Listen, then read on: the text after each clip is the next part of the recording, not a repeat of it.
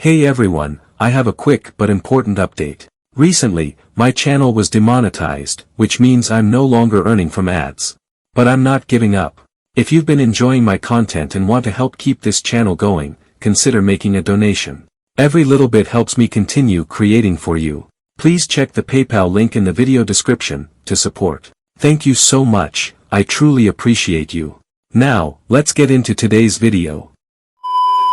Ano ang ibig sabihin ng pagsumikapan ang kaligtasan, ng may takot at panginginig, sa Filipos 2, talata 12? Ang Filipos 2, talata 12 ay nagsasabi. Kaya nga, mga minamahal, yamang lagi kayong sumusunod, hindi lamang kapag ako'y kaharap kundi lalo na ngayong ako'y wala riyan, pagsumikapan niyong maisakatuparan ang inyong sariling kaligtasan ng may takot at panginginig. Ano ang kahulugan ng pagsumikapan ng inyong kaligtasan? Hindi ito nangangahulugan na ang kaligtasan ay nakukuha sa pamamagitan ng mabubuting gawa. Sinasabi ng Biblia na ang kaligtasan ay kaloob ng Diyos sa pamamagitan ng pananampalataya kay Kristo, Efeso 2, talata 8-9. Ang salitang ipagsumikapan, katergazomai sa wikang Griego, ay nangangahulugang pagbuo o pagtapos ng isang bagay, tulad ng paglutas ng isang problema sa matematika o pag-aalaga ng halaman upang mamunga.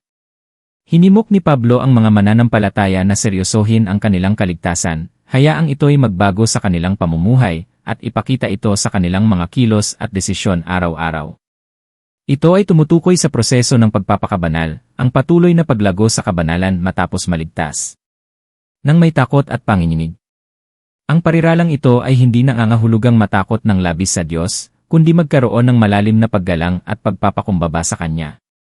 Dapat tayong mamuhay ng may paggalang sa kabanalan ng Diyos at may seryosong pananaw sa ating pananampalataya. Ginamit din ito sa ibang bahagi ng kasulatan, Awit 2, talata 11, 2 Korinto 7, talata 15, upang ipakita ang tamang pag-ugali ng isang taong may takot sa Diyos. Ang susunod na talata, Filipos 2, talata 13, bilang balanse. Sinabi ni Pablo sa Filipos 2, talata 13, sapagkat ang Diyos ang gumagawa sa inyo upang nais ninyo at magawa ninyo ang kanyang kalooban. Ipinapakita nito na bagaman may pananagutan tayo sa ating espiritual na paglago, ang Diyos mismo ang nagbibigay sa atin ng kakayahan at kagustuhan upang sumunod sa Kanya. Ang buod. Ang pagsumikapan ang inyong kaligtasan ng may takot at panginginig ay nangangahulugan ng pamumuhay ayon sa kaligtasang tinanggap natin, may lubos na paggalang sa Diyos, pagpapakumbaba, at patuloy na pagtitiwala sa Kanyang paggabay. Hindi ito tungkol sa pagkamit ng kaligtasan, kundi sa pagpapakita ng bunga nito sa ating buhay, dahil ang Diyos mismo ang gumagawa sa atin upang lumago sa pananampalataya. Thank you for watching. If you enjoyed this video, be sure to smash that subscribe button for more worth watching content like this, and turn on the notification bell so you never miss out on any of my future videos. I am inviting you to also watch my other uploaded videos in my YouTube channel. Until next time and see you in the next video.